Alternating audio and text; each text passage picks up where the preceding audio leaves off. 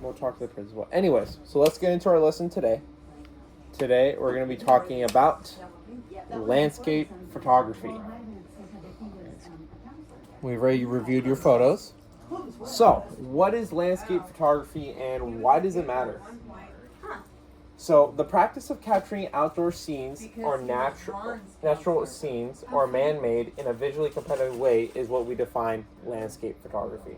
It can include subjects like mountains, oceans, deserts, forests, and city skylines. So the purpose of landscape photography is to share the beauty, scale, and mood of a place.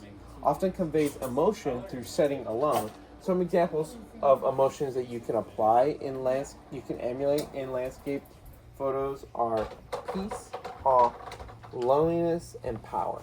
You do black and white? Well, that's actually next one. I love to. I know. I have a very controversial take on black and white. I went to school with Ansel Adams' great-grandmother. Ansel who? Ansel Adams?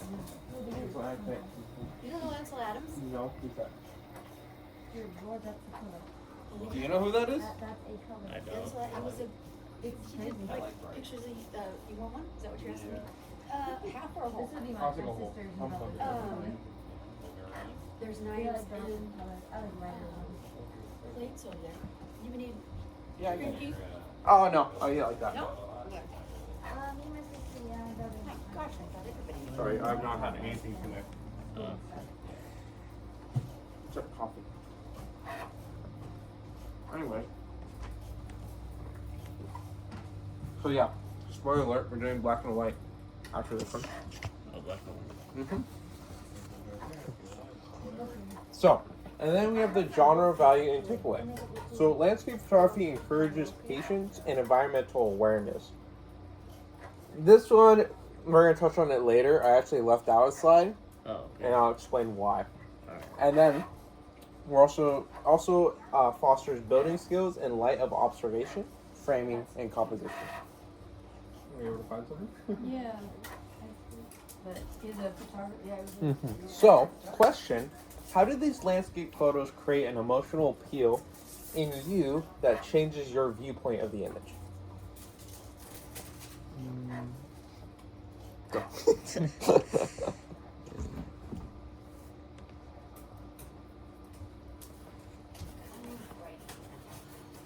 So let's start off with the first one. Tell me what you see.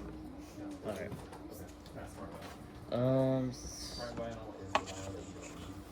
Okay, so the first one, this might be like a wrong answer. You can join us. We just started. Yeah. Since I thought he was going to only be the only one showing up, we kind of just chatted and chilled and talked about ambiguous stuff. Sorry, don't mind my bagel. I'm hungry. First off, welcome back. It's been a great spring break. I hope for all of you. 30 seconds. Tell us what you did over spring break. I got bangs. Okay. That's all I did. Well, that's good. Did you practice any photography over the spring break? No? Okay. So sorry. All right.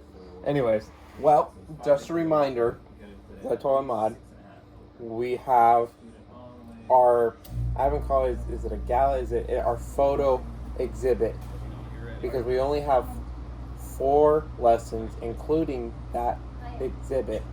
So we're really 3 lessons away from the end of this course. So we're going to end close to graduation. 1. 2, that's coming up pretty quick. So we're talking about landscapes today. This is more of a refresher, just in case you've forgotten stuff over the spring break. But in the upcoming weeks, you're going to have time to apply everything that you've known, that I've taught you, in order to produce images that we're going to print out for that exhibit. So, capiche? My 6th grade teacher always used to say that, capiche. So, we're asked here, so we're talking about, long story short, landscape photography. I'll just start from the beginning. Landscape photography is a practice of capturing outdoor scenes, natural of man-made, visually compelling way. They include mountain, ocean, deserts, forests, city skylines. You also have the purpose, which is to share the beauty, scale, and mood of a place. often conveys emotions. Some emotions include peace, awe, loneliness, and power.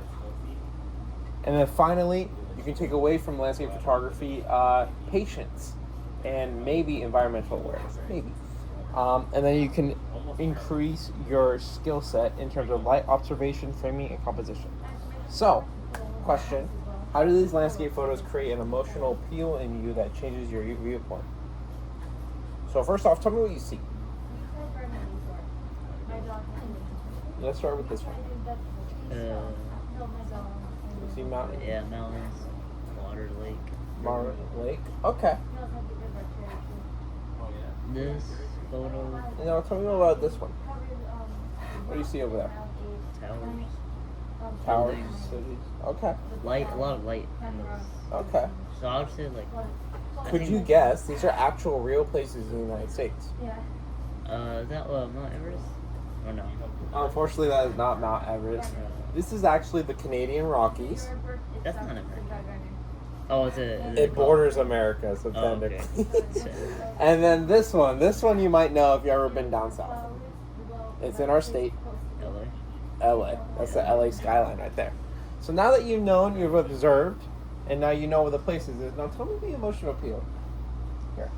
What kind of feeling? Are you getting peace, I'm getting awe, loneliness? What kind of emotion are you getting from this image here? Peace and loneliness. Okay. Yeah. Interesting, because those two kind of are different from one. How do you have peace but also loneliness? Because it gives a relaxing sense, but like Okay. it's just calm and there's Oh, Yeah, yeah. it's calming. Okay. Ahmad, anything to add to that? No. No? Okay. What about this? Ahmad, I'll let you go first. Yeah, I would say awe, just because the lights, especially the lights inside the buildings, and when it's all turned on, like, makes it more brighter. So Okay. And What emotion? motion, I don't think this really makes sense, but like, I would say like, awe. Awe. Yeah, Okay. but like, probably inside cities is all chaotic, just all the Mhm. cars and. Doesn't it look a everything. little bit futuristic? Futuristic? Yeah. Because I would say purple is an unnatural color. Yeah. That's why we kind of associate with futurism. What else? Anything to add? No? Okay. So that was good. I know sometimes maybe with these photos it's a little bit harder to understand the emotion side, because when you're shooting with emotion, you do there's a difference between when you do take a landscape, like, oh, that's something pretty, I want to take it, and then taking it with that emotion in mind. You know what I mean? So you're going to see some other photos and you'll be able to grasp that emotion idea better. Sorry. I'm still hungry. So, let's talk about compositional techniques for landscape photography. Number one, you got your rule of thirds. So when it comes to rule of thirds, you want to balance certain aspects of the image to get a symmetrical look and feel. You also want to use your horizontal lines, which one are the horizontal lines? Which one? I almost forgot to start keeping track of scores.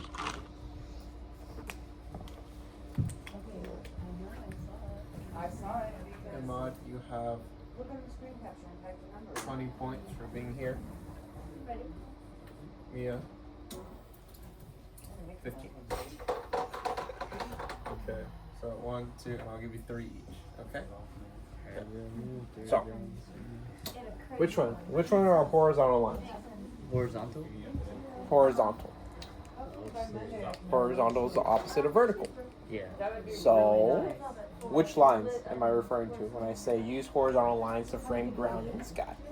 I think the first one? Bright colors. Well, they all use it. Right? Tell me the line. Oh yeah, they all use it. The one I look like Oh, this. yeah. Yes. This is horizontal line right here. Yeah. That's the best Okay. kind.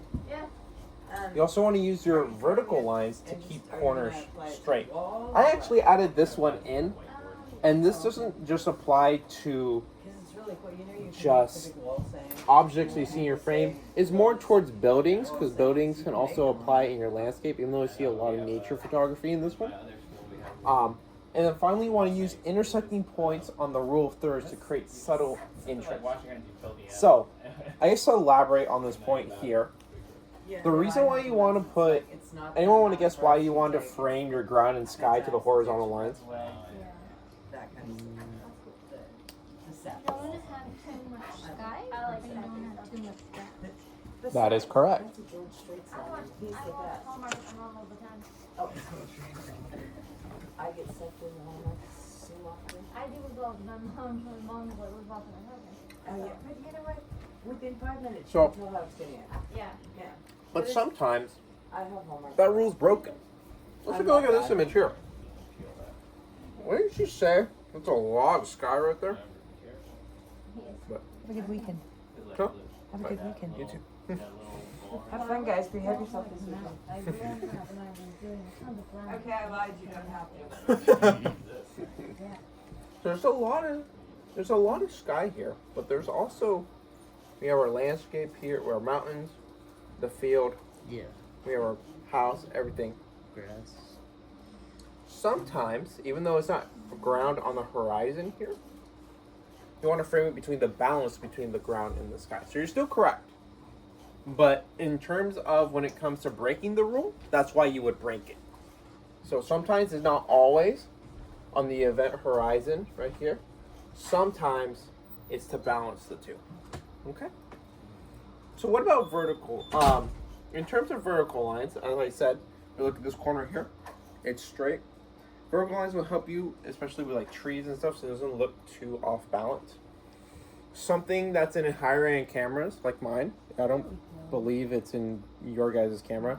If you ever get a different kind of camera, it will have a leveler in the camera, so it'll help you with that.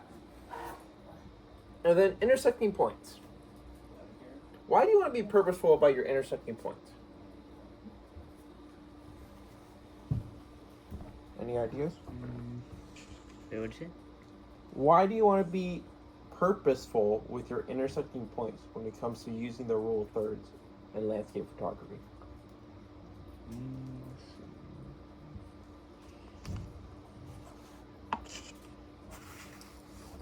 It makes whatever's in the center the key. Say that again? It makes whatever's in the center like the key point picture, kind of. Center of the rule of thirds or center whatever's intersected? Whatever's intersected. Correct. These intersection points, if you remember, that's why I said this course is like a little refresher. These intersecting points is where your eye is naturally drawn to when looking at an image. So, let's take a look here. I'm drawing the intersecting point here and here. So my eye is naturally going to go to this rock, and then right here. Maybe there's a sunset there, but when they did this overlay, maybe it's covered by the rule of thirds. This one here, what am I intersecting? What I'm trying to point out subtly with the intersecting lines. Which one? Oh?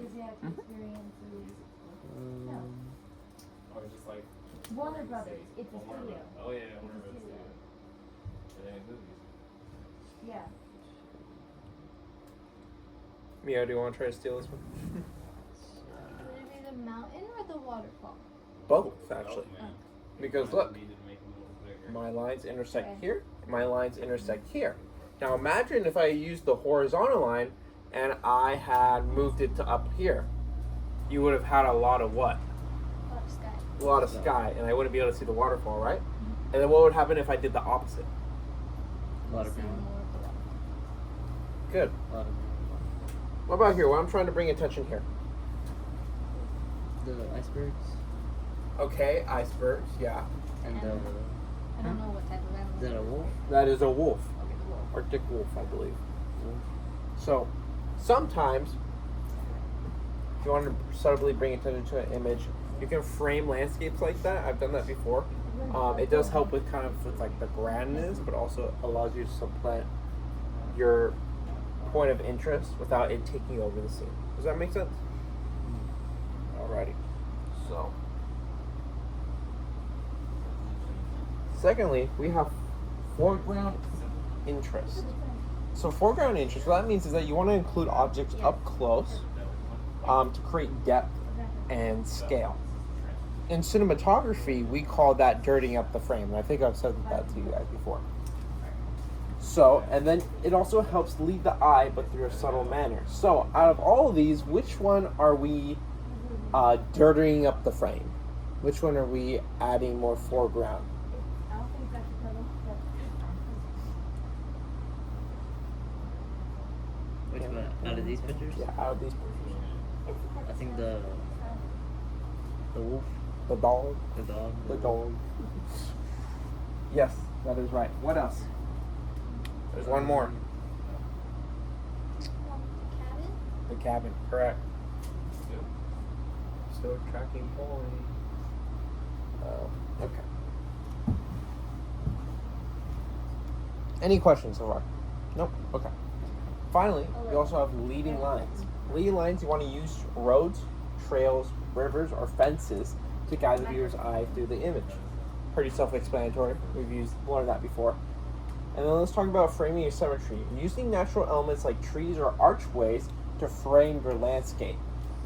Then you also have water reflections, or perfectly centered skylines will create striking symmetry. So like skylines, this one isn't necessarily symmetrical, the LA skyline, but what do you think makes it feel symmetrical? Tall buildings. The tall buildings. Which one in particular? The middle one? The middle one. Why is that? Because it's the tallest. Mm-hmm. Yeah. Good job.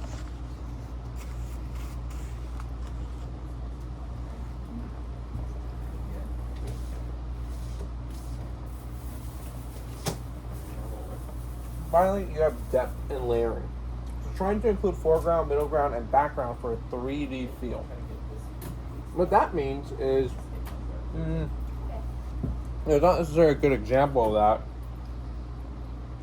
I guess actually, a good example of that dirtying up the frame to extreme is actually this one. What's in the foreground here? Grass. What's in the middle ground? Cabin. The cabin? Okay. What's in the background? No. The mountain. By having those different elements, you're creating depth to your image and you feel the distance more. Compared to something like this, where we do have this wolf here, and it's subtly on our third, but it's more, even though he's there, it's kind of, he's taking up our frame. We know he's there. And our background is a little bit less. Also, it depends on the background as well. There's a difference to saying like, oh yeah, I have my mountain here and this mountain looks really nice compared to some icebergs. You know, it's not as visually entertaining, and that can add to your image as well. Is there anything else I wanted to say about here? No, there's one more thing. Okay. Let's go back. I think there's only one more thing.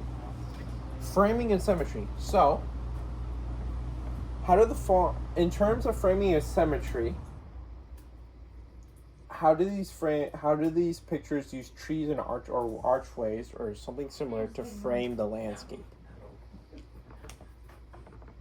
All it needs is just a little bit of pressure. So let me ask you, Right up. what about this image? How is this image using the kind of the archway effect? Now that one's a little, that one isn't cooperating with it. So we just give a little pressure. Give that a little pressure. The railroad tracks.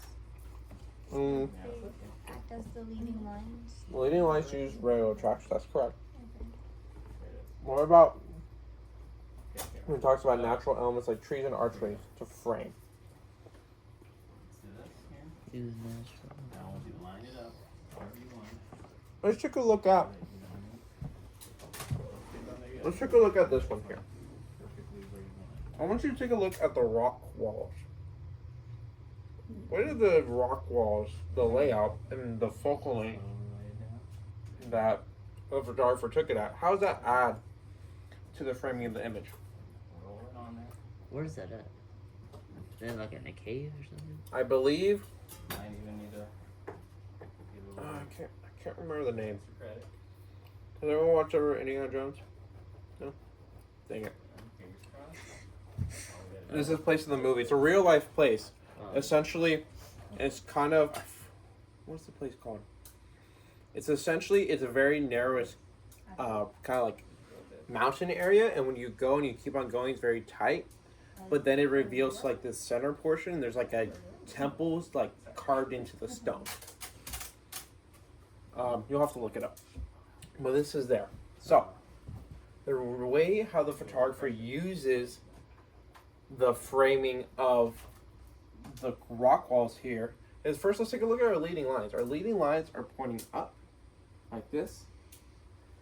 We also, at the focal length here, by shooting at a lower focal length and looking up, we're giving that image of power. Voila.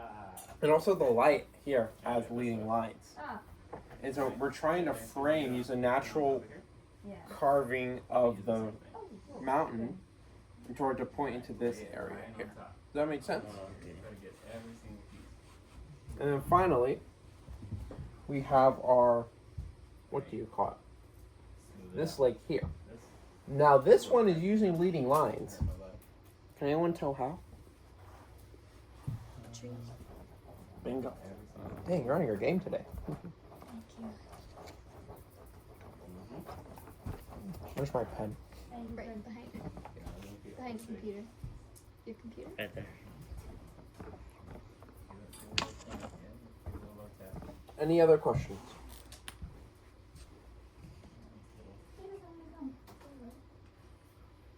No questions? You never explained how the railroad one.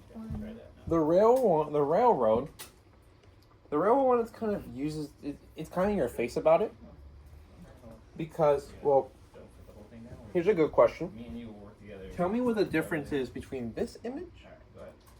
and these two images. Keep going. Keep going.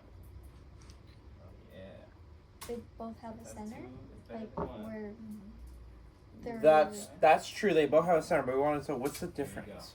Perfect. There's a big difference in terms of subject matter. Line it up. That's perfect. What's one thing that you see in one image that you don't see in the other ones?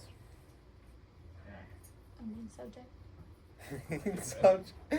You're close. This is man-made. The railroad is man-made. It sticks out more because it's man-made, and the backdrop is nature. What about this one? This is definitely not man-made. Yeah. Neither is this one. So there's two different types of leading lines. We have the trees here, and the leading lines of the trees are going to the sunset here. We have the leading lines here that are trying to frame out the light. But this one here is more in your face about it with the leading lines because of said railroad. And they're leading from the back here. Now, if you look back to our horizontal, the framing, look at this. They framed it. They framed it. If you had my, let me see if we can go like here, like this. They could have gone like this, and they could have gone like that, but no, they're balancing it. Yeah. That's why you'd see a little bit more of the foreground here, the actual ground. Actual. Does that make sense? Yeah. Okay. And it has the trees too. So yeah, that was something I just noticed. I was like, oh wait, there's one. I know why I felt different about. You know, thinking about it, I'm gonna go back one more. How does the man-made object here, how it captures your attention, how does that make you feel compared to these two other ones, which don't have that? I think what you said before, like it feels more futuristic. These two. That's just man-made object. Alright. Oh, really? You gotta weave. Let's go back here. Let's look futuristic because one, it's a cityscape, and two, because they manipulated the colors to have that unnatural. Cause I thought Purple like hue. I thought it was just because of the color. But how does the man-made object here? How does this? Tell me what you feel about this image. And then after, I'm gonna ask you about these two. Tell me what you feel about this image. Me, it's like it's just a railroad, David. Come on. Yeah. I don't want to say that. The others add like a calming sense, like A calming yes, sense. that Okay. one I don't really get it. Just, That okay. one. But you see, it makes a difference also. Because this is more shot, and we're about to talk about it. This was shot more a little bit at the end of golden hour and more into blue hour. This one was shot at noonday, and this one was shot at golden hour. So let's talk about The sun those. was going down. Huh? The sun was going down. The sun was going down. Yeah. So it's like. Okay, so let's talk about lighting, timing, and weather in landscape photography. You have golden hour. So golden hour, as we know, is an hour after or before sunset. We know that golden hour provides a soft, warm, directional light at depths and color. I have a bone to pick that I just realized. It is soft, but it's not as soft as... What's another light source that you can use? Called soft box. Remember when we had the soft box here? Oh, okay. You will always get softer light with diffusion than necessarily golden hour. Golden hour is free and it will look nice, but you also will have to deal with that warm tint to your subject's skin or the image. With a soft box, you can control all that. So just a little reminder. You also have blue hour. Blue hour is right before sunrise and after sunset, and it cools the tones and soft shadows. What's tongue twister? Cool tones and soft shadows, which are great for moody or dreamy images. And finally, you have midday lighting, which is harsh and flat. It can be used effectively for black and white or high contrast cityscapes. So, how do the following images use the composition techniques that we talked about? Update that question. Well, obviously you can tell. This one's golden hour. This one's blue hour. And this one is midday. Now, if I had to ask you, what is the most ideal? It's a little bit of a review. Ideal?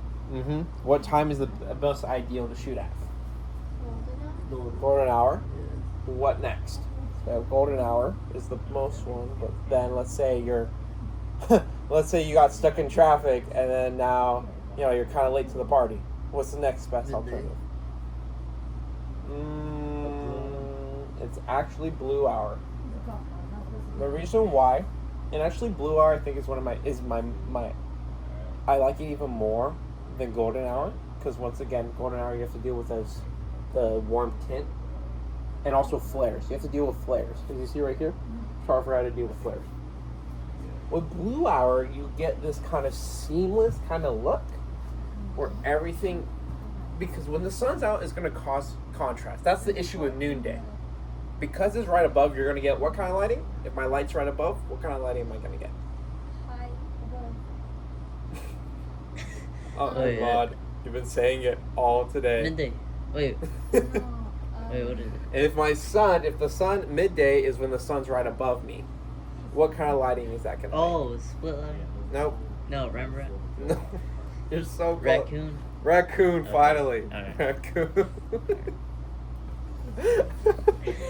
you can't hide. Anyways, so, but because the sun isn't out, you get kind of like this seamless feel with your setting. And you do get, I think, like maybe 30 minutes after golden hour to do that. 30 minutes to about an hour. And it's honestly, it can get really trippy, because I remember one time I was location scouting at Woodward, and it got into the blue hour. I was like, oh wow, this is so nice. But then it evidently started getting smaller and smaller, and just everything was starting to shut down. And it gets a little trippy, because we're used to just seeing the sun and then go. So I like blue hour. The last one is noon. And if you're going to do noon, make sure you're doing landscapes. Never use noon lighting for subjects. If you do, I'm going to be like, didn't I teach you better than that? Okay, we also have overcast lighting. Overcast lighting presents soft and even lighting, which is great for forests, waterfalls, and scenes with a lot of detail. What do you call it? And you have weather conditions. Rain, fog, and storms can add atmosphere and drama. You always want to prioritize your safety and be prepared. Please do not be going and chasing tornadoes. Please don't. If you do, I did not tell you to do that. So, question: how do the following images tell a strong story using those two lighting things that we just talked about. So overcast, Right. rain, and fog. Came out good. Right. So, what emotion does this one convey? Mia, you just said it. Lonely. Yeah. So we got loneliness, and what else is it using in this image? Foreground. Right. The foreground will always be a part of the image, Oh. but we're not dirtying up the frame. What is Leading lines. Leading lines. How are we leading the lines? The Oh. Yeah. What are they? Right here, the edge of the dock. there. But you also miss another leading line, right here. But it's not really in this leading, like, True. But then if I were to ask you, let's say I have a picture, and I think I did show you when we were on the leading line subject. What if I have a floorboard is made out of wood, and there's creases in the wood, and they're going behind me like that? Wouldn't you still consider that leading line? Yes. So even though it's not in the center of our image, it's very pronounced, doesn't mean it's not affecting our image. And you need to remember that, because sometimes you'll forget and be like, uh-oh, you know. What about rain? This is a rain one here. What emotion am I getting? No, which one? That one? This one. Alright, got it. Drama. Drama. Okay, it's a little bit more serious. So yeah. Is it like fog or tornado? It's raining. I know it's a little bit hard to tell Oh, okay. from all the way back there. Yeah. This one's fog here. Yeah, that one's, I can see it. All right, can someone tell me what leading lines are being used right now? The lake. The lake. Good. What else? The trees. Good job. Yeah. Alrighty. And then finally, this one is the storm right here. So, also, It wants to make it in 6 different parts. and this was in my original question, but I want you to look at the editing styles between, now that we've learned about editing. This one, these three, and these four.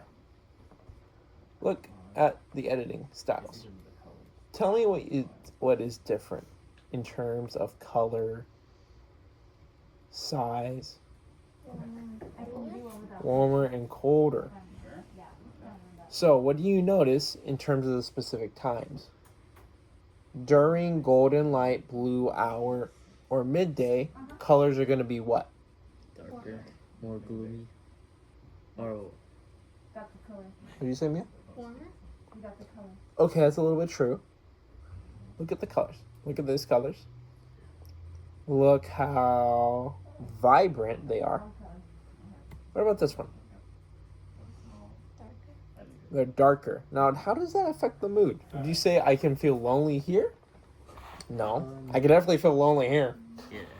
but not here. So remember, color editing and color grading they affect the emotional appeal of your image. Does that make sense? Yeah. Finally, let's talk about recommended camera settings. You have your aperture. Best aperture to use is f8 to f16 for Good so far. what do you call it? For deep depth of field. You want to keep both the foreground and background sharp most of the time. Golfing. Perfect. You also have your ISO. You want to keep a low ISO of 100 to 200 to reduce noise and maintain image clarity. And then finally, shutter speed. Depending on lighting, use a tripod if shutter speed drop below 1/60. Why would we want a tripod when we go below 1/60? So it's not blurry. Bingo. Alright.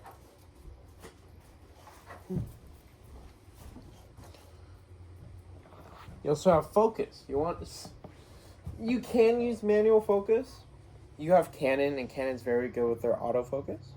But maybe you're doing a time lapse or something like that, and maybe you don't want your focus moving around. You know, maybe a bird comes into view and it tracks that instead. So that's why you might want to use manual focus. Finally, you have tripod stability. Tripods are help for slow shutter speeds, precise composition, and long exposures. Okay, there's another thing. I removed it because there was a slide about ethics in terms of when it comes to landscapes. Essentially, what it was saying is that always leave it better that you found it. You know, respect. If don't be running off into like endangered zones. Please don't. I mean, I've done that, but please don't. I one time I have an amazing photo of this turtle. This turtle's from Hawaii. But turns out you can't get that close. But it was a fixed lens, so yeah, don't tell anyone. What do you call it? Where was that at too, or? Huh? Where did you take a picture? Was that? That was in Hawaii. Oh, in Hawaii. Yeah. What do you call it? The only reason I didn't want to necessarily put it is because I know I haven't followed that necessarily. So at the end of the day, that's gonna be your personal choice. I'm not making you do anything. Get the shot. Finally, conclusion and questions. In summary, landscape photography is about capturing light, mood, and composition. Great images rely more on technique and patience than gear. You want to pay attention to timing, lighting, and framing, especially foreground and depth. Always shoot respectfully and responsibly outdoors.